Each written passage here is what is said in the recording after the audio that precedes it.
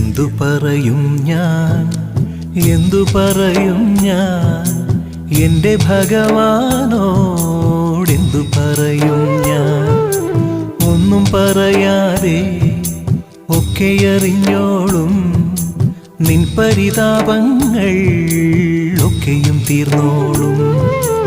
എന്തു ചോദിക്കും ഞാൻ, എന്തു ചോദിക്കും ഞാൻ എൻ്റെ ഭഗവാനോടെന്തു ചോദിക്കും ഞാൻ. ഒന്നും ചോദിക്കാതെ ഒക്കെയും തന്നോളും നിന്റെ അഭീഷ്ടങ്ങൾ ഒക്കെ നടന്നോളും.